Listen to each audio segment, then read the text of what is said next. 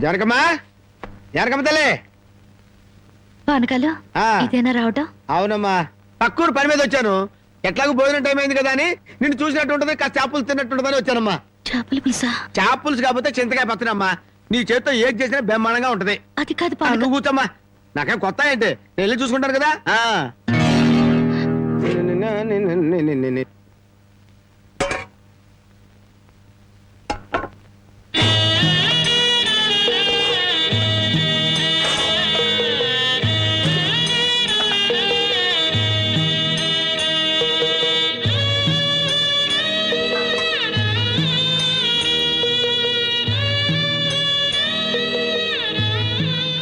ఏమ్మా, అన్నం వండలేదా? వండటానికి ఏమీ లేదా?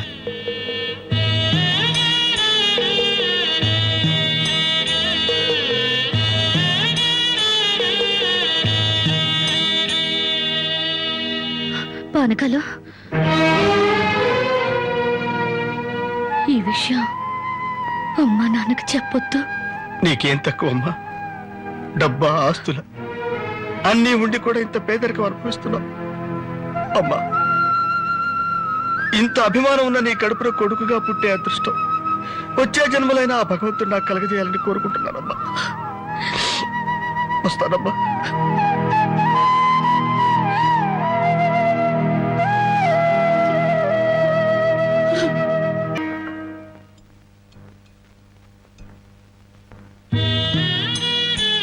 భోంచేస్తున్నారండి అయ్యా, బాగా చేయండి.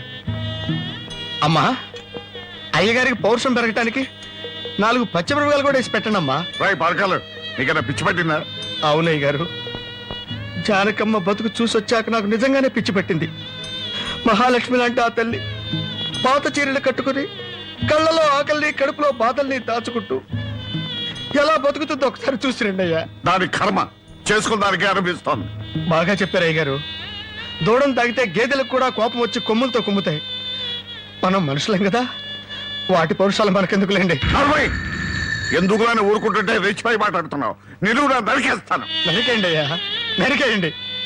జానకమ్మ లాంటి చల్లని తల్లి పడే కష్టాలు చూశాక నాకు బతకాలం లేదండి అయ్యా. నరికేయండి, నరికేయండి అయ్యా, నరికేయండి. నరికేస్తారంట, నరికేయండి అయ్యా, నరికేయండి. ఏమండి, అది ఆకలితో చచ్చిపోతే మన సిగ్గుతో చావాలండి. పిల్లలు తప్పు చేస్తే పెద్దవాళ్ళు క్షమించాలి, కానీ ముందుగా ప్రవర్తించకూడదు.